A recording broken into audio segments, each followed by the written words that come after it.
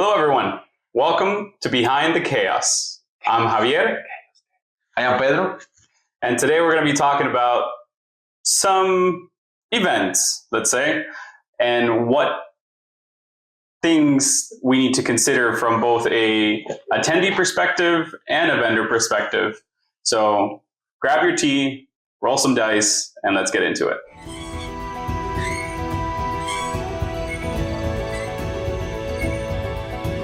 Welcome back to Behind the Chaos. We thank you for joining us today in episode 6. And me and Pedro are going to be discussing some of the things that, we want to go over in terms of, events, trade shows, conventions, fairs. There's a lot out there that kind of blends into the D&D community, right? And for those of you who know about a couple of these events, I'm sure you'll recognize some of these if you live in Ontario, or if you even go to maybe your local ones closer to home. And then for the ones who don't know, you guys might be actually surprised at some of the events that you could attend next year, as well as kind of see us and get to meet us in person. So, what's the next event that you are attending? Yeah, so we got 2 events coming up, both in Ontario. So we're going to be at VGLX, which is a brand new kind of more video game focused convention in Mississauga, at the Mississauga Convention Center. So it's going to be pretty big from what I gather. And the guys are honestly doing such a great job organizing it is the first everything. Edition, right? Yeah, it's a first edition. So fun fact, as a vendor, since we're going to be talking from both vendor and attendee perspective, as a vendor, well, they actually cater lunch to vendors. That's the first time. Included in the price? Included in the price, yeah. That's the first time I've heard of that. So that's, that's really cool. I'll let you guys know how that food is a little bit later on. But yeah. Delivered to the booth? Yeah, delivered to the booth, supposedly. Or I don't know if they're going to have like a... you can pick it up from a specific place, but I mean, that sounds okay. Even vegetarian options. Compared to the other events, that sounds very good. So it's very convenient, very special. I think they got a good panel kind of coming. Like, I think they're doing a really, really good job. So we need to see what that's going to be like. So that's going to be October 25th and 26th, just a couple weeks away. And then we have our standard Comic-Con event in Niagara. So that's going to be in I think it's just beside the Niagara Convention Center, if I'm not mistaken. But basically, it's a Christmas edition. It's going to be on December 6th. So if you're around the area, last minute holiday shopping, maybe you want to get something very unique. And a couple of friends who are into the whole, geek nerd space, that's going to be a great event to do some last minute holiday shopping. We'll be there, of course, and we have a bunch of new stuff, so definitely come check us out. We will be posting a lot of that info in our website, Instagram, TikTok, etc., etc. So make sure that you give us a big follow. And you give us, maybe subscribe to the newsletter where we send some info occasionally, just occasionally. Anyways, enough of the plugins. Let's get into it. So at those events, man, they can vary wildly in terms of amount of people, in terms of, dress code, in terms of like interactions. Yeah, like interactions, or even like the type of community that attends, right? Like there's from the events that we go to, there's a big range, right? So we just mentioned 2 of them. We mentioned Comic-Con, which is more of the comic space, comic gaming, geeky, anime in general, right? A little bit of anime, yeah, but it's mostly focused towards kind of like the superheroes, superhero right? comic genre, right? DC, Marvel. You'll see a lot of Star Wars, Star Wars people. Well. You'll see a lot of like Spider-Man fans, etc. Right? So some of that kind of translates into what we do, mostly for the 3D printing and stuff, right?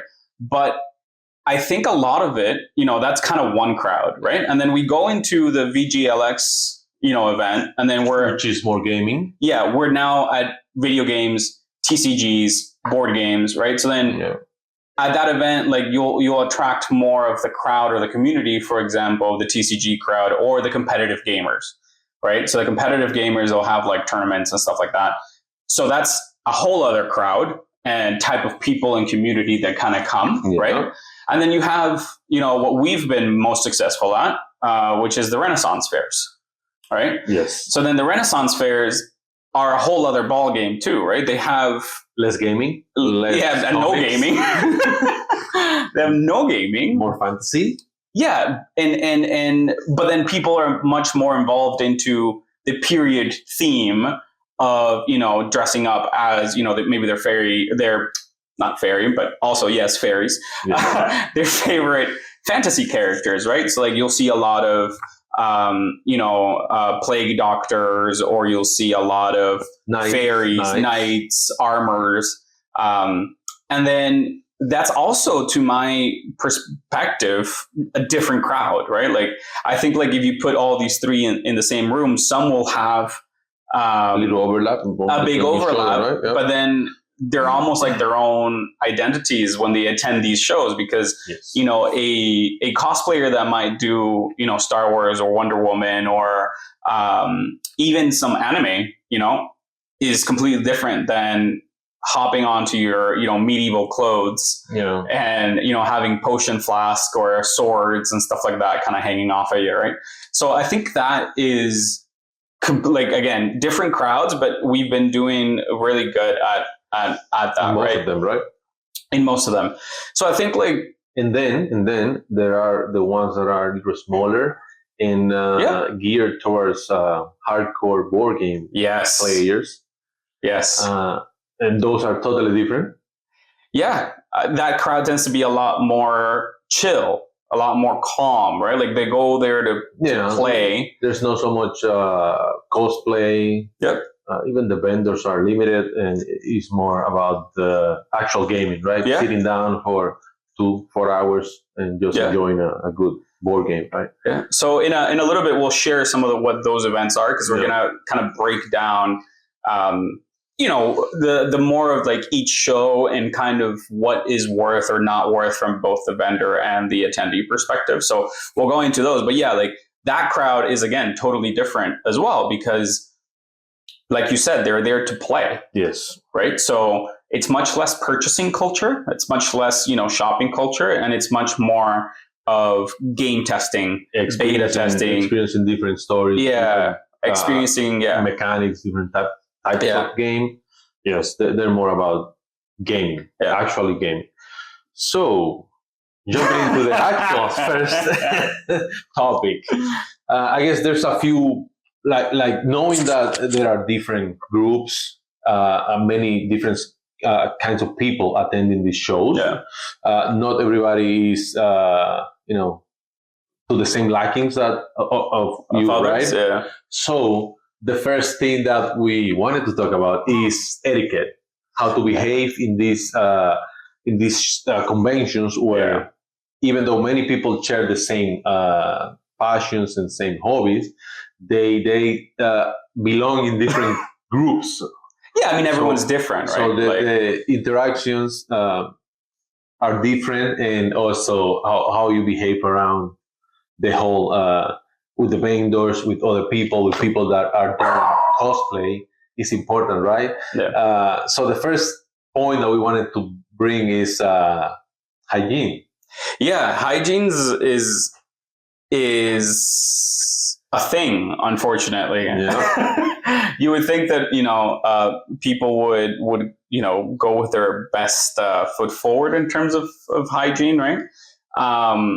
Now, I noticed these in certain type of events. Now, I'm specifically talking about bad hygiene in this case, just because it's a running theme, right? Especially in the big events. Like, again, I'm talking about the fan expos, the Comic Cons, the 60,000 people plus events, right? And even at some smaller events like Breakout, for example, even though it's only 2,000, 3,000 people, some of the rooms there, because they're inside, it can get a little bit stuffy. Now, stuffy is very different from just plain bad, right?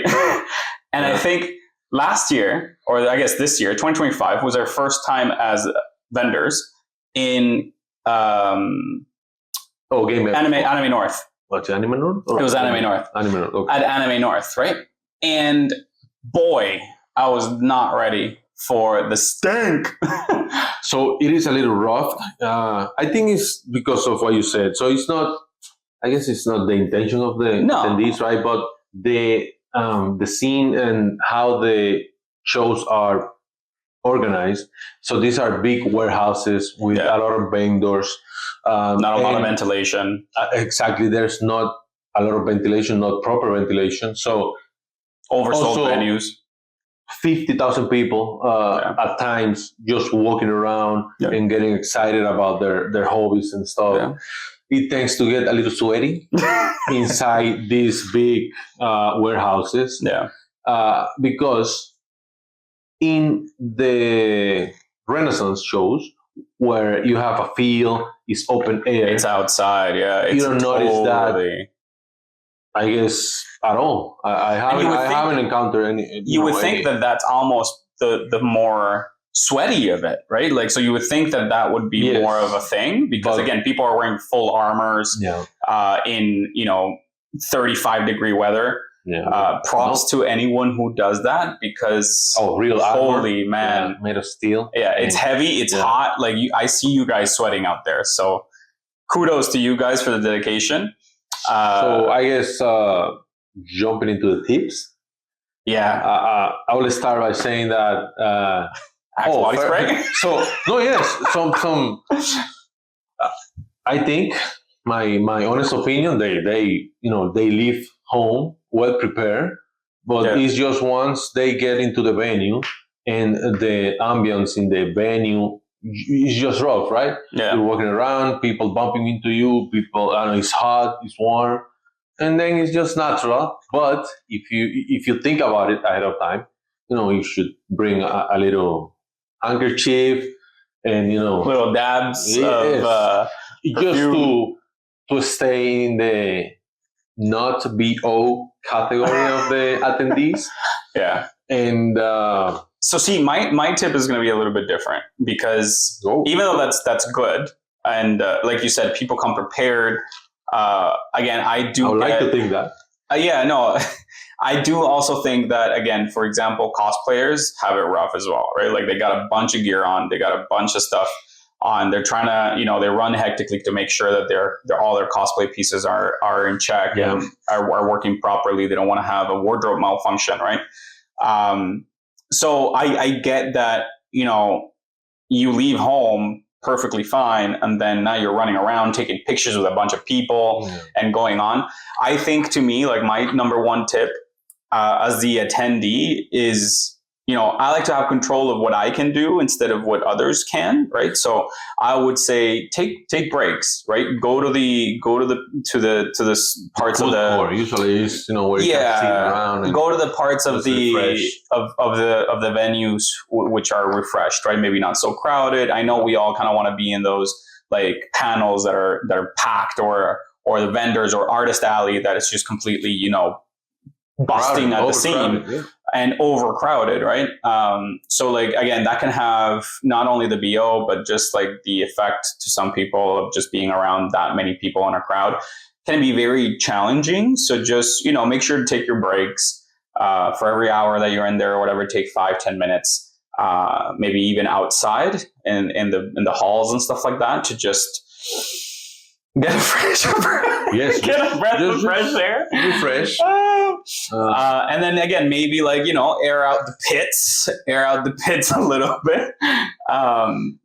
But so with that said, I guess you have, a few common sense tips. And that's a little uncomfortable topic, but I guess jumping to the next one is, and I wanted to mention this as well, is approaching cosplay attendees, you being a regular attendee, not cosplay, but just approaching them and asking for pictures. What do you think about that? What are your pointers to keep it on the safe side of the interaction? So I think number one is people who tend to cosplay, and I'm not saying everyone, right? Which is why consent is number one, right? So to me, always ask if you can take a picture of somebody or with somebody, because some people think, oh, I'm just taking a picture of them. It doesn't matter, right? And it does, right? Like a lot of these guys, that's their artistic expression, and that's how they wanna show themselves, right? And that doesn't give anyone the right to just take a picture of you, right? Same as like if you're walking down the street, like no one should be just filming you, chasing you around, right? So to me, number one is the consent piece of it. And then number two is these cosplayers tend, again, not everybody, but they tend to like people coming up to them and congratulating them about their art and, being excited. If it's done in the inappropriate. Proper manner, right? Yeah. So yeah, that also too, right? Like guys, everyone just make sure to, keep your head about you as well, right? Like you don't want to be that creepy person that, is either following a cosplayer. Too excited. I think people get overexcited when they see, a character they identify themselves or they like from however long, and they get too excited and then they forget. It's not the character. It's a human being. It's a person who's dressed up. So they get super excited and then jump. At the chance of meeting them to meet them and to take the picture. But I say just stay calm, approach a little nudge, like, hey, can I take a picture? If they are doing something else, just let them be, and then you approach. Yeah, and very important for the not so socially prepared. When there's a sexy character. Yeah, I was gonna. It's not a permission to say inappropriate things. Yeah. Try to keep it PG. Exactly. Keep it PG. PG safe, and keep your hands to yourself.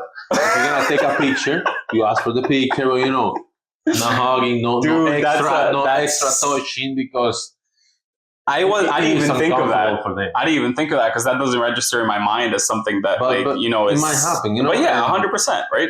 If there are any cosplayers out there that have like horror stories or even wonderful stories, feel free to reach out to us, via any of our social media channels and share your story, right? Like, one, we would love to hear it, and then two, we would love to share it, right? Like, if you guys have a specific case of something that made you feel uncomfortable or whatever, like, we can use this platform to make sure that, we advocate to that, because at the end of the day, we love cosplay. We love people coming in their full gear and get up, and we want to make sure that keeps going, right? And for that to keep going, respect and boundaries have to be met, right? Yeah. So we'll use our voices to promote that. Having said that, I did want to address the elephant in the room, which is like, again, a lot of these characters, right, especially from like more of the anime portion. I don't see this a lot in the rent fairs, but in the video game and anime ones, they're hypersexualized, right? Especially for women. And again, we're not here to judge on any of it, but like, again, just because you feel comfortable to dress just like the characters did, even though they are, a little bit more on the explicit side, right? That doesn't mean that everyone can gawk at you, can, chase you around, can, like you said, touch you or take pictures of you that are not, giving consent. Consensual, right? So guys out there, make sure that, again, consent is huge. Make sure that, keep your social etiquette, in check, and make sure that, you just, again, we're all human beings, so treat others as you like to be treated. Grade 1 stuff. The other one is personal space. So to that point, I just wanted to say, be aware. There's a lot of people in the shows they're just doing their thing, right? But try to be aware because you're not alone, especially in the big shows when it is overcrowded. You don't want to back out of a booth and bump into somebody, break some merchandise that they might have purchased. Yeah. So or a cosplay piece, right? Like or bump into a cosplayer and then just damage their dress, right? Yeah. Also, if you're going to, so that's the first thing, be aware of your surroundings.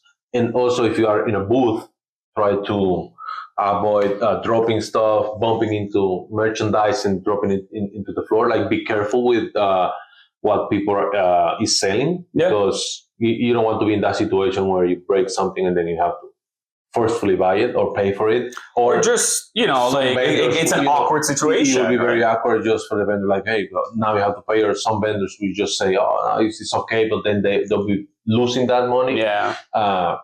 So just be aware. Be aware. Just don't be loose walking around and not paying attention to anything. That would be my biggest. And I think like that goes for both people in cosplay and without cosplay, because some of the cosplay pieces are very big, right, and bulky. We're not used to having that volume on our body.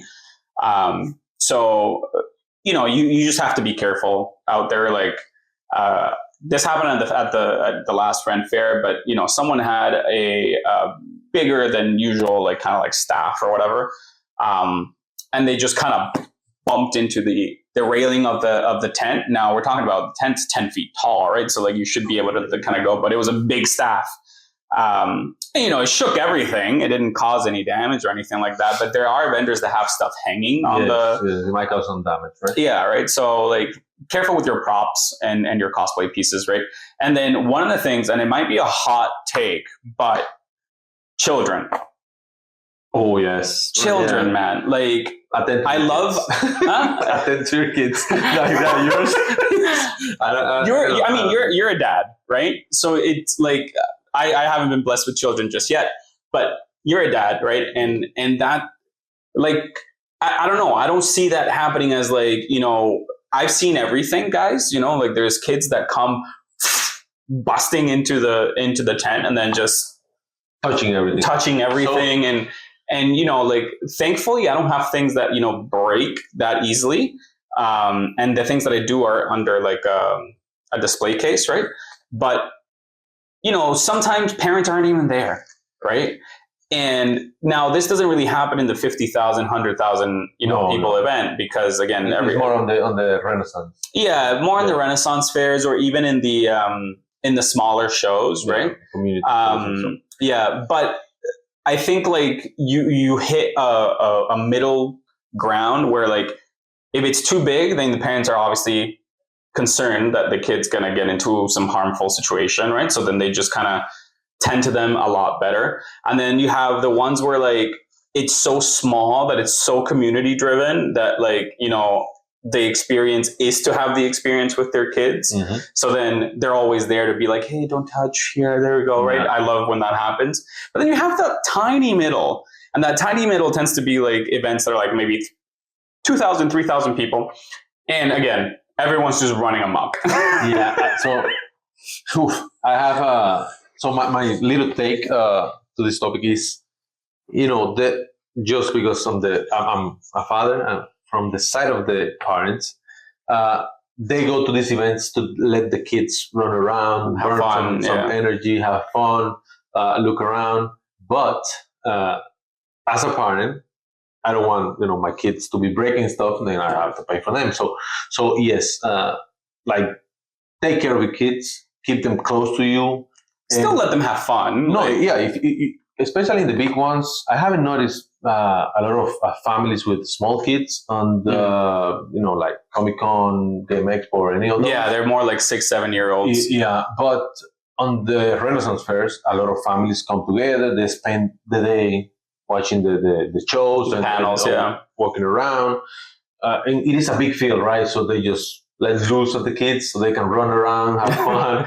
But if you're going to be in the vendors area, like, keep them close, just to avoid an uncomfortable situation. Yeah. At the end of the day, a lot of the vendors, including myself, are selling like art pieces and stuff like that. So like if they do get damaged, it's quite a bit of time that, we've sunk into that. So If you break it, you pay. That's a number one tip. Like if a child or yourself tends to break something, however expensive that thing is, at least offer to pay it, right? So if you let them loose, like be open to something happening. Have the responsibilities, So I guess we've been talking a lot about cosplays, right? Yeah. And rent fairs and everything, right? And there seems to always be a dress code, right? So what do you think? Is dress that code? Yeah, there seems to be like a dress code, right? Like if you go to Comic-Con, like, you know, there's all the cosplayers and stuff like that, and then some people like go like that, others don't. Others just have paraphernalia, such as like just a shirt that, you know, maybe has like the Avengers or whatever. And then at rent fairs, like again, you have like, you know, pirate shirts and full on not costumes, but cosplays as well. And you have, you know, like the Lady Bells of, you know, just all period appropriate pieces. What do you think? Is that mandatory? Is it optional? Does it add to the experience? Like, it definitely adds to the experience. I've never come to a show dressed up or cosplaying, so why not? I don't feel like it. So that's it. Like, just be you, go comfortable, and like if you feel like wearing a dress, you have it prepared. You took the time to prepare it, because that it is an art. You need to prepare everything. You need to make sure it works. If you took the time and you have the confidence, that's also very important. Not everyone is, you know, up to that, because you'll be attracting a lot of attention. Yeah, I guess that's true. If your cosplay is, I'd say, above average, a lot of people will be approaching you, take pictures, to ask how you did it. I mean, to ask about the topic of the cosplay, just because they like it as well. So even us as a vendor, like when I see a really, really cool cosplay, I ask them to take a photo with the booth, right? And everything. Yes. So if you want that attention, you are up for that. You took the time to prepare. Sure, it is welcome. It adds to the show, and it is an experience for you and for everybody else. If you're like me, you just. But do you think it's absolutely? Do you think it's absolutely necessary to enjoy the show? What? Yeah, sure. No. Wait a minute. I misunderstood that. So I guess if you need to cosplay or dress up in order to enjoy the show, no. I have enjoyed all the shows I've been to, and I've never wear anything outside of a T-shirt that from whatever anime and jeans, and that's it. Yeah. So no. You can go enjoy the show. Approach the people in a safely manner and appropriate manner, and it's not mandatory. Yeah. No, I agree. I think for me, like as a vendor, I would love to go more all out on my outfits or cosplays, but man, I'm taking care of so many balls in the air that like. It just always comes as the afterthought, and like you have the little cape, the elven. Yeah. I have my little adventure kind of set. Yeah. So I actually got this earring last time. I traded it for a mystery dice bag. Traded it? Yeah, because it was one of the other vendors, and they came up and you know, we were basically kind of like closing or whatever, and he had this thing, and I'm like, oh shit, that's super neat. And he goes, yeah, I've only made like 3 or 4 because I'm testing them out or whatever, but they work like this and they're clip-ons and whatever. And I was like, oh, that's awesome. Like, can I get it off? You're going to buy it? And he's like, you know what? I'll trade it, because that way I can tell my wife that I didn't buy dice. And I'm like, all right. That's a nice interaction. Yeah. Yeah. So it was really cool to do that. And so like I grab little pieces here and there, but I just have to get better at making them cohesive. Well, if you really want to do it, sure, do it. But in my case, just go, enjoy, and you don't need to be fully dressed up to enjoy the shows. So having said that, you know, we're talking about enjoying the shows. We're talking about some of the etiquette. We're talking about some of the volumes that, you know, we see there. Evidently, some of the vendors like us that are there and the general experience. What makes a show worth it for you to go to it, right? Because like these shows can get pretty expensive, right? Like as an attendee, right? Like I think Fan Expo for the 4 days was like over 100. I think it was 120, maybe. You know, Anime North can be as an attendee, yeah. Like I think it was like $60. I know the rent fares were like around 35, right? So like, you have a difference in gamma for what you can pay for. But what do you look for, and what do you think is worth your money? Like, so first, I think all of these events are prepared and geared towards different kinds of people and crowds. I guess I've been to anime. Anime North, yeah. You were with us in Anime North. You've been to Phantasm. You've been to Breakout. Yes, but so it depends what you're looking for. If you're looking for a specific merchandise, if you want to see the latest cosplay, professional cosplayers, you go to the big ones. That's where they're going to be almost. Yeah, Anime North, right? Fan Expo, in Toronto Game Expo as well is really good for cosplayers. Yeah, Comic-Con is another big one. So if you want that experience, go to those shows. If you're looking for merchandise and products and paraphernalia around your favorite animes and stuff like that, games, also the big shows. But if you're looking for a more chill out events, you like more fantasy, the old times, chill. The old times. Yeah. Then the rent fairs are for you, because those are more like in I guess if you see the big shows as a 10 in craziness in hype, then the rent fairs are like maybe a 6 or 5. In terms of attendees and stuff, and I guess the energy that because man, in the big shows, people are going nuts. Yeah, and it's just the amount of people that are there.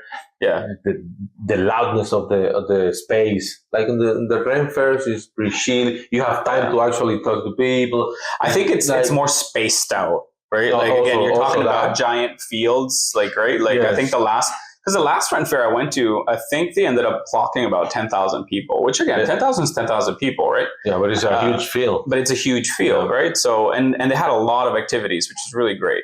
Yeah.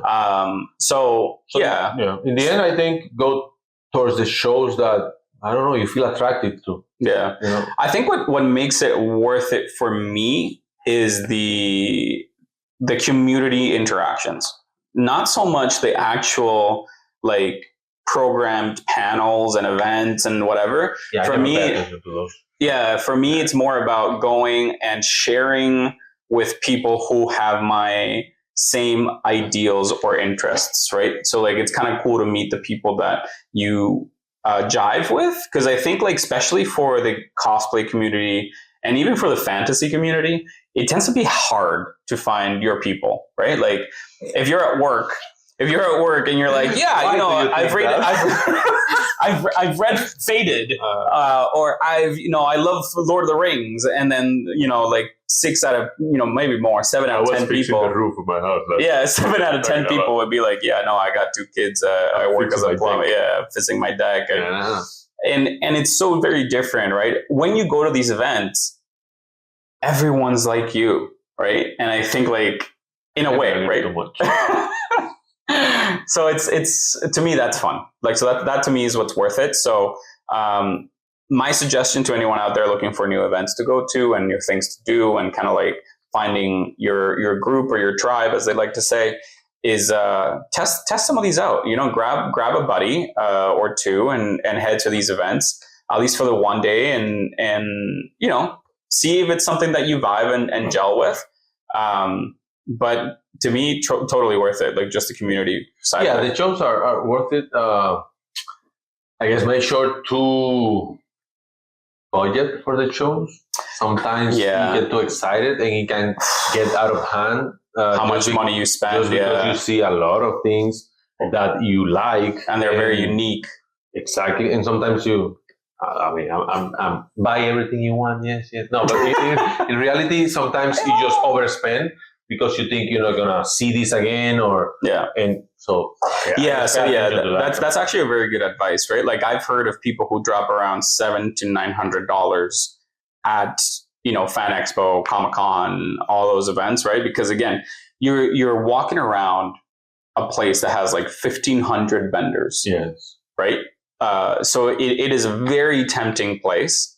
So just make sure, that you guys kind of tackle the things that you really, really want. I did kind of say in one of my previous videos that if you really, truly love it, then get it on the spot, right? Like within your budget, right? Like if you have a budget and whatever, and only you can know what you can spend or cannot spend. But if you really love it, don't be that person that goes, oh, I'll get it back like once I loop back around or whatever, because you might not find it, right? Like things kind of come and go in a limited quantity, right? Especially at those shows. So if you really, truly love it, I suggest always just kind of get it.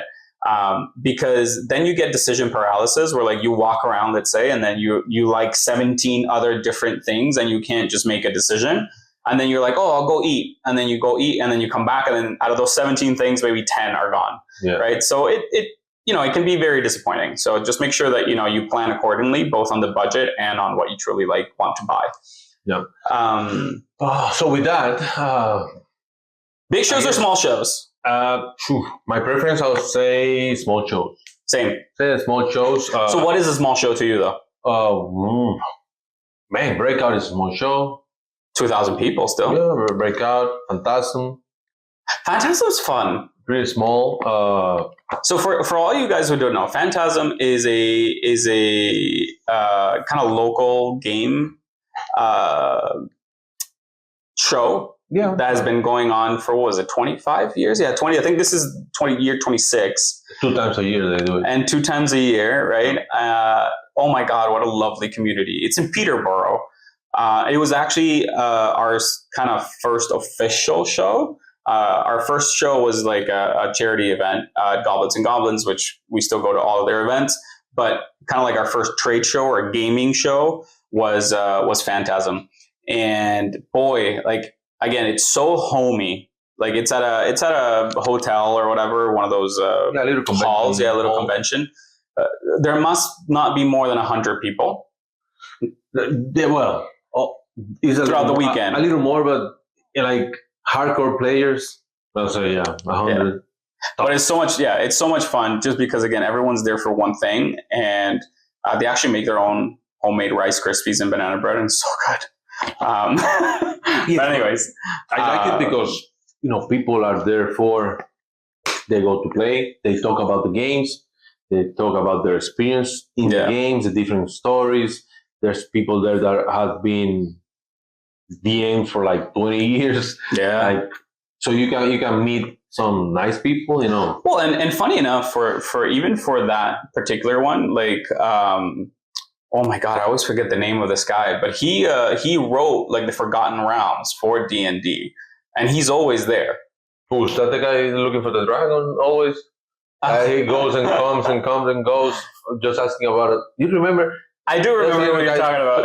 just asking about this dragon the whole weekend. No. This is the guy with the long white beard. Oh my God, I'm gonna beat myself up. Sorry if you're watching this, but yeah. So he created the Forgotten Realms, which is like, again, one of the big realms in D&D, and he wrote it for them. Sold that off, I don't know how many years ago, but he's always a speaker there, which is great because you get a really good insight to like the industry of gaming and Dungeons and Dragons and just like TTRPGs in general.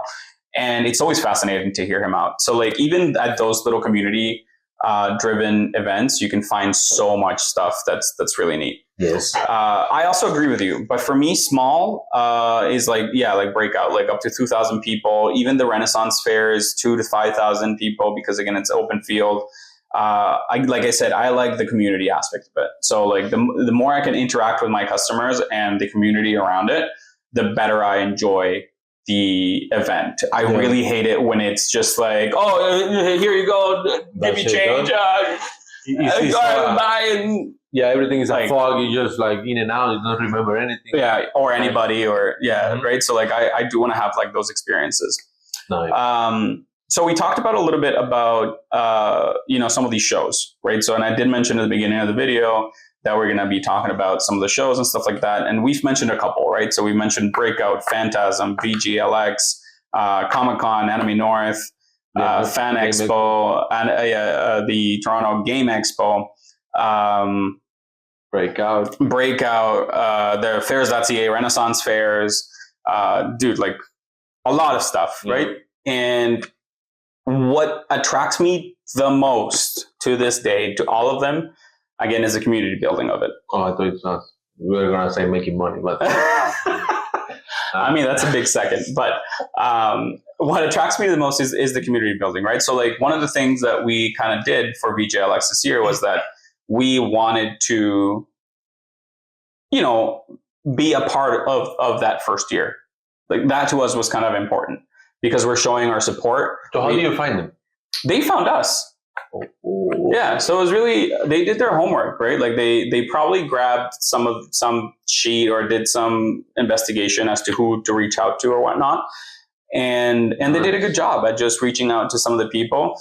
Like I said, I have my doubts just because it's going more towards the video game community, but regardless if it's a good or a bad show for us, to me, it was important to support the fact that there are more shows incentivizing people to do what they love, right? And to meet up and all that. Like that to me is very important.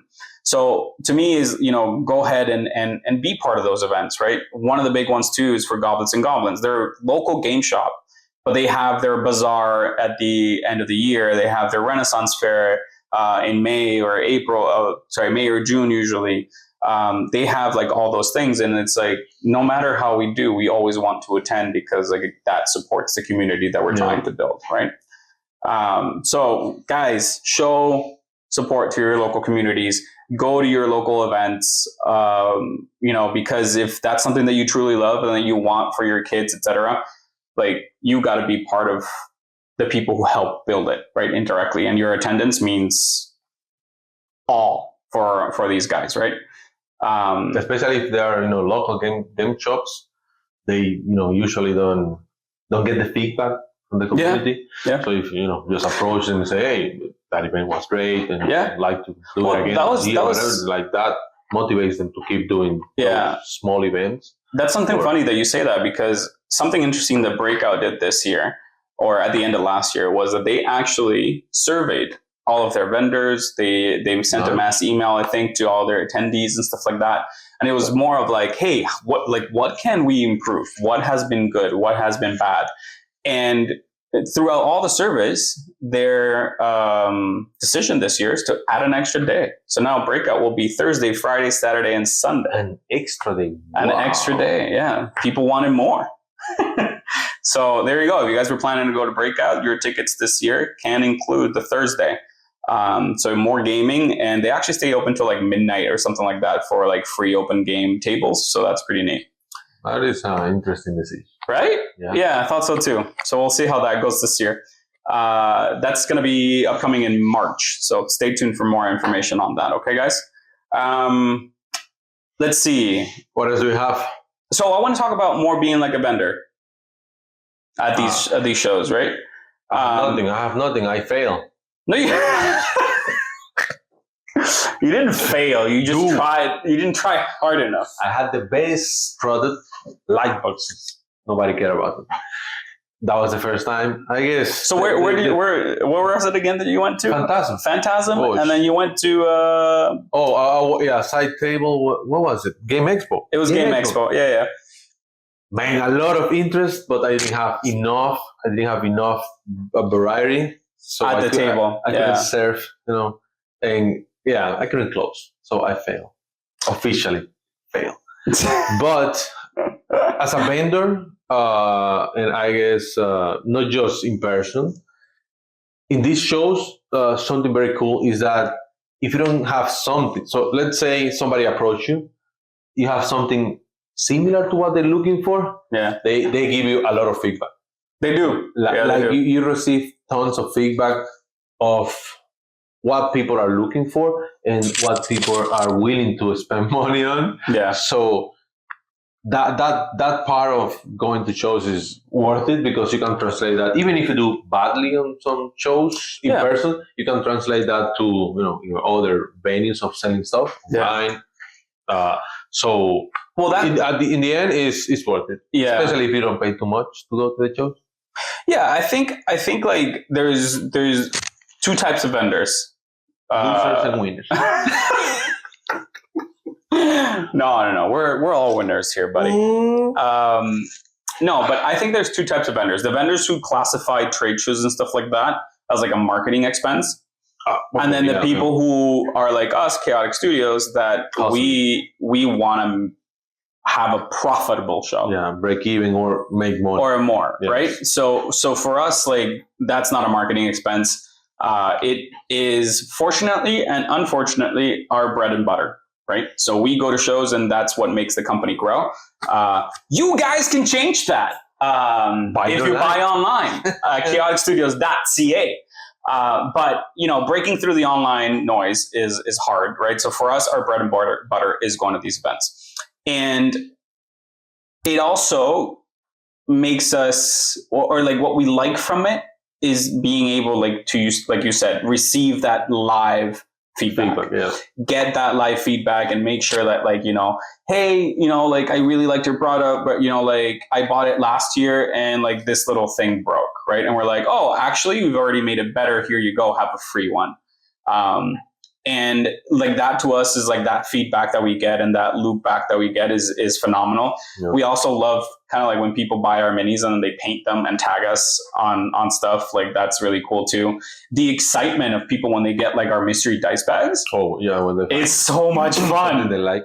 It's so much fun, man. Like the joy, the gacha machine. Yeah, like the joy that comes from them and that you see on their faces is just phenomenal. So it's one of the reasons why like I do that. And I guess like as a tip to you guys as attendees,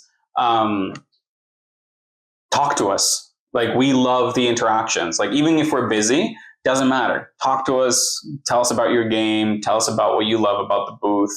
Tell us if you agree or don't agree with our prices. Like we don't care in the sense of like our feelings won't get hurt if you say like, oh, like, this is, I think like this is a little bit too expensive, and just share your feedback with us because we're here to grow and we're here to make it, make it better. Right. So I think like building that trust with your customer from a vendor perspective is super important.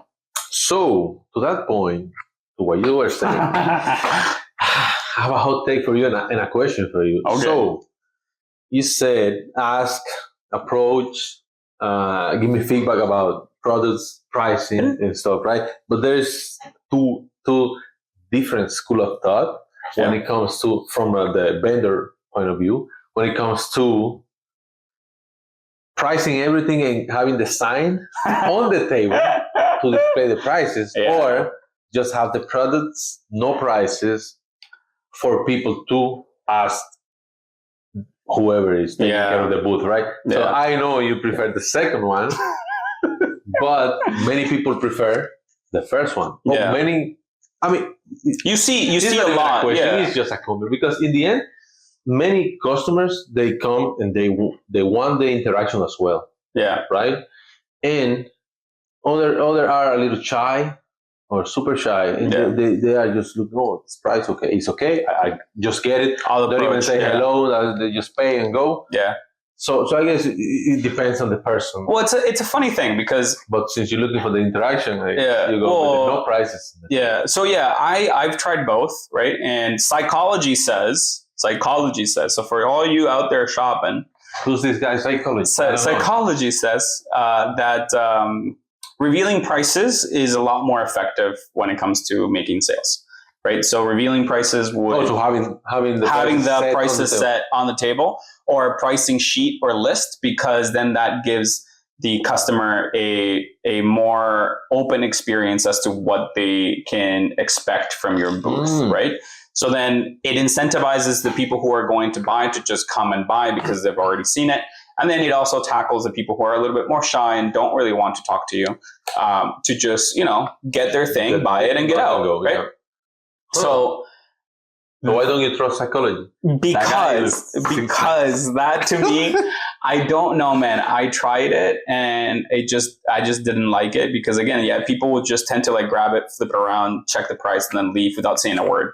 Even though I was like saying hi, hello, and then it was just kind of like, and then they would just leave, right? So people don't like the shoe sales guy.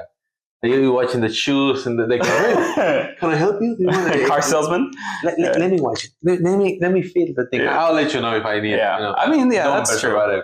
But people are like that, right? Yeah, I think it's just my personality. Like I love talking to people and stuff like that. And hot take, but I also don't like putting my prices out because then some competitors can kind of come and see and adapt. Like I've been at shows where people adapt their prices on the fly just because a competitor is nearby, right? So like even if they sell their dice for like $100, they'll bunk it down to 70 to like, be a little bit more competitive or whatnot. And to me, like we don't really do that. So we don't like for people to do that to us, right? Like our pricing is based on whatever we feel our value is. And then that's it, right? Like that was good. If you as a person come and negotiate and want a deal for $5 or whatever, that's fine. Like whatever, we can discuss that. Which is why I also don't kind of set the pricing, because like if you just come and say like, oh, I want two metal dice sets, and a lot of the times, like if I see you hesitating and stuff like that, I'll give you a deal, right? And that's just kind of like the art of it, right? So the what? The art. Oh, no, yeah, I knew the answer, but yeah. Just wanted to. So for me, like, and I don't have a problem disclosing my reasons, right? Like, again, they're not malicious or ill-intended. Like, if you want my product, I want to sell it to you, and that's it, right? Like, to me, it's just a transaction. Like, I'm not trying to trick you. Conversation. Yeah, because I love seeing the way you want to run your business. Like, you want that relationship with the customer. Yeah, so it is. Yeah, it is reasonable, right? Other people don't like it, and they do different ways. Yeah, exactly. Plus, I don't like being that guy that just hi convenience store attendee. Yeah, welcome to Galaxy, or just like stares at people watching their stuff. I've seen that, and I hate it. I don't feel like it's welcoming. I don't feel like it's good for that relationship building. Yeah. Nor do you stick, right? Like if we have a great conversation and you take my business card, I hope that you remember me, right? When you're buying for Christmas or when you have like something that, for a birthday or whatever. Oh, there's that guy at Chaotic Studios. Like I can reach out. And I don't remember his freaking name, but that's fine. Like you remember the gist of it and how pleasant it was, right? So like that to me means a lot. Got it. Yeah. Okay. Having said that, it's all about the money. That's the bottom line, how they call it, right? Yeah, the bottom line is that we are a business, right? And a lot of you guys that are listening might have businesses as well. And I want to share with you what our criteria is for a successful show. Like I mentioned before, there's people who take it as a marketing kind of expense and they don't care how much they make or they lose. We are not in that game. We wish we had enough sales and money to just toss it up as a marketing expense, but that's not the case right now. So which ones do we go to? Why? And which ones I consider worth it, right? So before you go into that point, I guess the list is shrinking of shows to go because of profitability. Yeah, unfortunately, yeah. We're at the point where if the show is not profitable, we might not make the cut. That's the thing, though. We did 14 shows last year, right? And to all of you out there, that's not my 9 to 5. That's my side, right? So, and a lot of these shows are during summer, right? So then it adds up. And it makes far away, right? So it adds up and it takes a lot of my time and effort and energy. Our first year we started with 6 shows. We went to 14, I believe it was this year. And next year we want to tackle trying to do 18. So it'll depend. And, we're setting up some extra resources and stuff like that so that we can achieve that. That in my personal life, next year is a little bit busy. So for me, it's setting the business up for success. And then if that means, cutting some of the less profitable shows, just so that we can, make it worth our while, then so be it. Like, we might revisit those in a couple of years or even not next year, but 2027. But yeah, that does mean unfortunately cutting some of those out, right? So if you don't see us at one of those shows, it's not because we don't want to be there. It's just, we had to make some hard choices. You didn't make it. You didn't buy enough. Yeah. I have to let it go. You got to buy more. It's not us, it's you. No, but having said that, I see a lot of videos online, and I mean a lot of videos online that, disclose what they consider their expenses are, right? Their cost of goods, expenses, overhangs, etc. And I can honestly say about 80% of the time, they do not include their own time vending at the show, right? And that is a huge expense, right? Especially here in Ontario, it's, the minimum wage is what, 17 now? 17.25 or something like that. Man, so if you take that into account, 17.25 times at least 8 hours that you're there, most of the time it tends to be 10 to 12. Yes, because setup and everything else. And then you at least most of the time have a helper, right? So then that's 2 times of that. You're looking at, for a single day, at least $400 worth of, expenses in labor, right? Accountable, expenses for a small business, as you know, is a little different than to big business. So I guess you are at the point where you can take into account the hours, but many small businesses cannot afford it. Well, because then their prices would be outrageous in order to cover those, exactly. Right? Or everything would be non-profit. If they build the hours into the pricing, you make it skyrocketed. Yeah. So make it worth to buy it because it's too expensive for people. So I think I'm much smaller than you, so just the fear of losing the sales will drive them to, maybe, okay, I'll sacrifice a few hours, not include them into the pricing model, and try to be competitive just to hoping someday I will be able to move volume. Yeah. But in this case, going to the show, then we'll make it profitable. Yeah. But I guess it depends where your business is. The first year we did that, right? We didn't take into consideration any of our time that we went there, right? And, when we started thinking about, well, what is this profitability? What is our true worth to going into the shows? Then we just had to make that decision, because at the end of the day, what happens is that you will know at the end. Yeah, you will know when you make the final numbers. You'll know. And I'm not saying bake it into the price. Like, we're not really baking it into the price. We bake it into the price for the cost of goods that it takes our time to make the items, right? So we bake that into the cost of our items, but we don't bake it into the cost of going to the show.